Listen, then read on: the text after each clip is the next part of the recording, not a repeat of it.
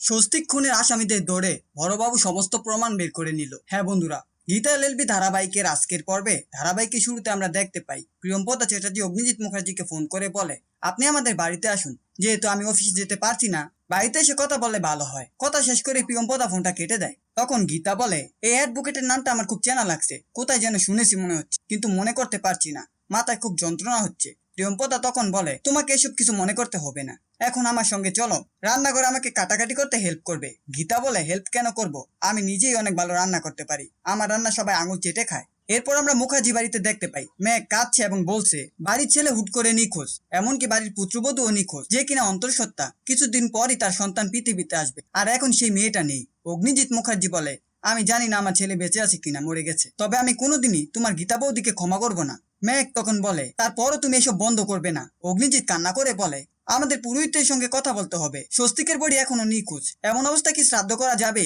একটু পরে ইলিন এবং ঈশা এসে বলে, যেহেতু তুমি কি কিছু খাবে না? অগ্নিজিৎ মুখার্জি তখন কান্না করে বলে, আমার কিছু খেতে ইচ্ছে করছে না, আমি এখন কি খাবো, আমার সব শেষ হয়ে গেছে, আমার খুব কষ্ট হচ্ছে, সামলাতে পারছি না, আমার ভেতরটা একেবারে শেষ হয়ে যাচ্ছে। পরবর্তী দৃশ্যে আমরা পুলিশ স্টেশনে দেখতে পাই যারা স্বস্তিক মুখার্জিকে শুট করেছিল এবং গীতাকে মারধর করেছিল, সেই গুন্ডাগুলোকে পুলিশ ধরে নিয়ে এসেছে। বড়বাবু তাদের মারতে মারতে জিজ্ঞেস করে, গীতাকে তোরা কিভাবে মেরেছিস? গুন্ডারা ভয়ে ভয়ে গীতাকে মারার সমস্ত ঘটনা খুলে বলে। এমনকি বড়বাবু তাদের জিজ্ঞেস করে, স্বস্তিক মুখার্জিকে মারার পেছনে কার হাত ছিল?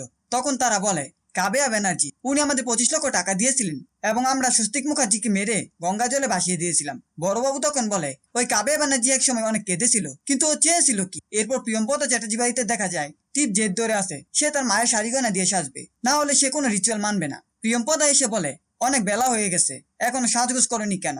আইবুড়ো ভাত কি খাবে না?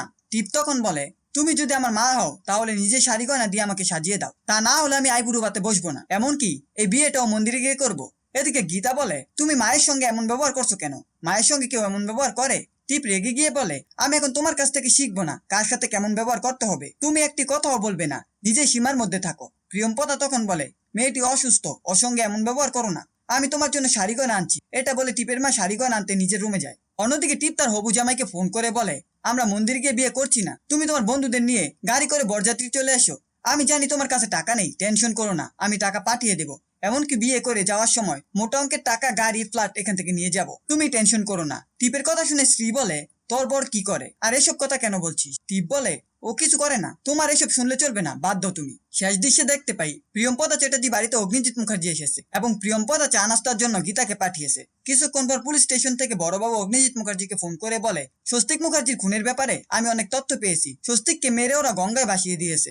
অগ্নিজিৎ তখন কান্না করে বলে, আমি এখনই আসছি। পরবর্তী দৃশ্যে প্রিয়ম্পদা এসে গীতাকে জিজ্ঞেস করে, কি ব্যাপার, তুমি এভাবে দাঁড়িয়ে আছো কেন, আর মিস্টার মুখার্জি কোথায়? গীতা তখন বলে, উনি কান্না করতে করতে বেরিয়ে গেলেন, কি হয়েছে আমি জানি না। এই ছিল গীতা এলএলবি ধারাবাহিকের আজকের আপডেট। ভিডিওটি ভালো লাগলে চ্যানেলটিকে সাবস্ক্রাইব করে পাশে থাকা বেল আইকনটি অন করে দিন, আর আপনাদের মূল্যবান কমেন্ট করতে ভুলবেন না।